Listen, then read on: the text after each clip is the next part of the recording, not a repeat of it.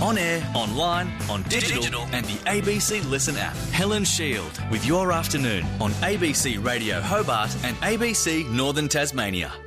You may have heard it said Australia would grind to a halt without volunteers, that people doing it for love are truly keeping the world turning. And if you shrink that down to Tasmania, there has been one man who for the last 60 years, he's almost single-handedly kept parts of this state going with his tireless work. In 2012, he was named in the Queen's Birthday Honours for it and became Terry Mather OAM. And the sad news is through that Queenstown-born Tacker died yesterday morning in hospital. It's honestly a little bit hard to imagine how this state's going to function without him. Judy Tierney, you worked with Terry at the ABC. Hello, Judy. Hello, Helen. When did you meet Terry? Oh, good as when he started, I suppose, because I think I started in '68, so I don't think he was that far behind me, actually. But Tacker, it was an honour to talk about Tacker because he was a rare gem. He could talk at the speed of a bullet train. He was an indefatigable man. He just never stopped. He was involved in so many things. You know, he was just like an engine in overdrive the whole time.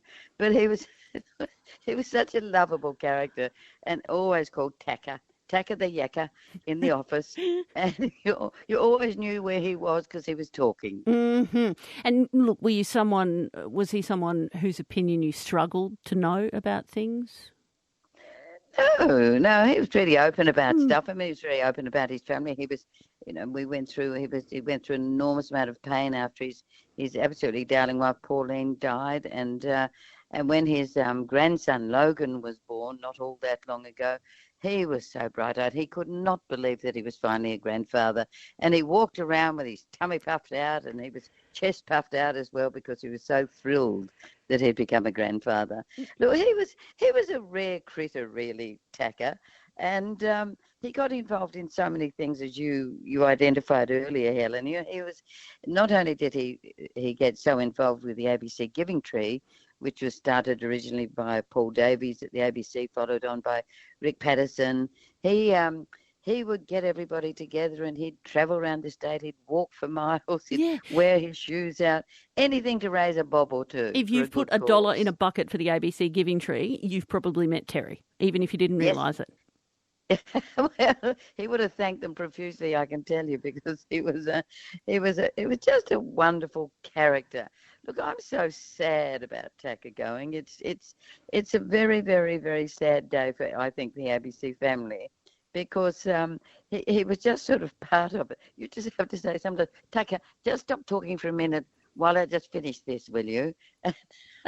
In fact, Tacker came to Russia with me. When I finished with the ABC, I took people around the world, and Tacker suddenly found this love of travel, and he decided to come to Russia with me.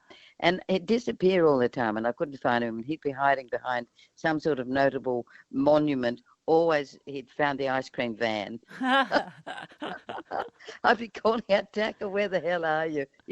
And he'd sort of stick his head round with his ice cream in hand. But he was just one of those chaps that you couldn't help loving, really. Thank you so much. Judy Tierney, on a legend of ABC Current Affairs with you on ABC Radio Hobart and ABC Northern Tasmania. And Jim Parrish is another former colleague and, even more importantly, friend of Tacker's. Hello, Jim. Good afternoon, Helen. How did you first meet Terry? Look, I first met Terry when he joined the ABC, and Terry came to us, I think, from a finance position at the Royal Hobart Hospital. He joined the ABC in the finance section, but very quickly he turned his attention to getting into news and current affairs and program making. So he became part of the news team, as Judy mentioned. So I've known Terry since those days, but then Terry also had another career, another time with community radio, and that's really where I've spent a lot of time with Terry, with community radio here in Hobart at Hobart FM, and on the national stage where Terry had a role with the Community Broadcasting Foundation and the umbrella organisation for all community stations, the CBAA. Was he already such a tireless volunteer even when he was working full-time? Look, he certainly was, and he For 10 years or so, as well as being full-time at the ABC, he also had a role at Hobart FM. He was on the committee. He was the treasurer. He was a public officer. He would present radio programs. And when you look through I've just made up a list here of the things that he was involved with. So he was a life member of Hobart FM. He was involved with Lions, involved with the Giving Tree, tourism. You could see him at Salamanca Market.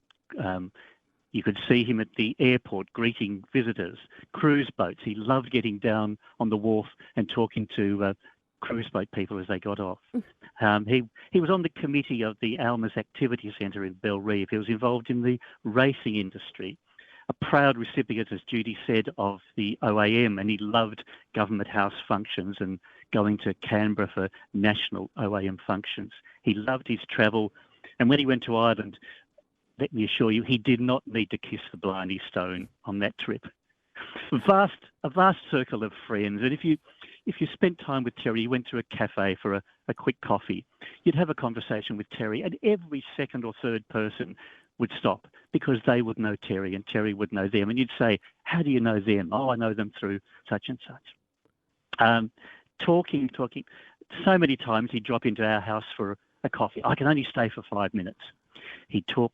An hour later, oh, would you like another cup? Oh, yeah, but I must go soon. So, yes, it's hard not to like him, and he will leave a very large hole in so many organisations across the state. Jim, did you know him to talk much about starting life on the West Coast? He maintained contact with those friends he started with on the West Coast. So we went to Murray High School. I think he left there in the mid-60s or so. But when you look at his friendship group, so many of the people that he went to school with, he maintained contact with right through his life. And that was very important. He was a proud Queenstown boy. In the the mid-60s, once he left that, he was a rock band manager on the northwest coast. I mean, things that just pop up and you wouldn't expect that to be the case. I didn't know that one.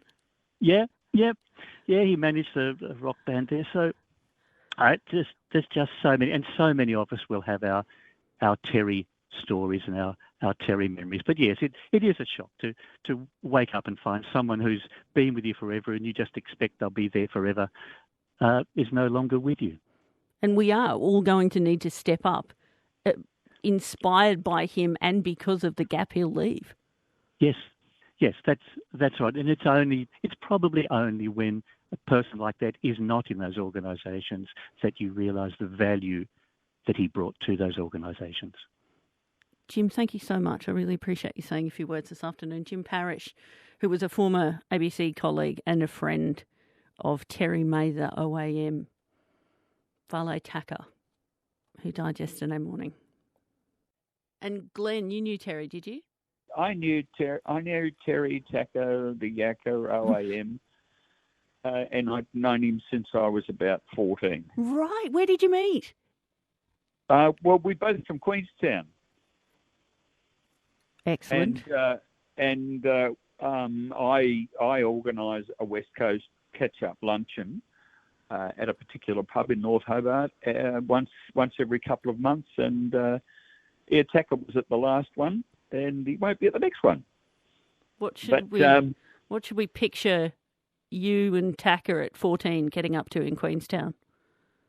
Well, he actually managed the band that I was in from 16, called the Larrikins, and that was in Queenstown. And Rick interviewed me about the Larrikins, and so did one of the other guys, well-known fellows on 7HO, about the Larrikins, and we had a reunion and all that sort of stuff. And then when Tacker moved away from Queenstown, I think it was late 66, early 67, he went to Burnie and he managed the Cavemen and lived with his grandmother on the Penguin side of Burnie.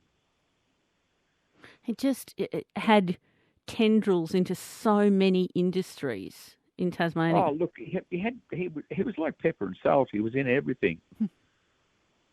He's an amazing fellow, and you couldn't keep him still. I don't know what he was injected with when he was a baby, but I think a lot of other people could do with it. Yeah, myself included. Oh, yeah. Glenn, thank you very much. Just full of energy. Yeah. Yep, lovely man. Was in a band managed by Terry May, the OAM, Takati Yaka. And thank you for telling your story about him today, Glenn.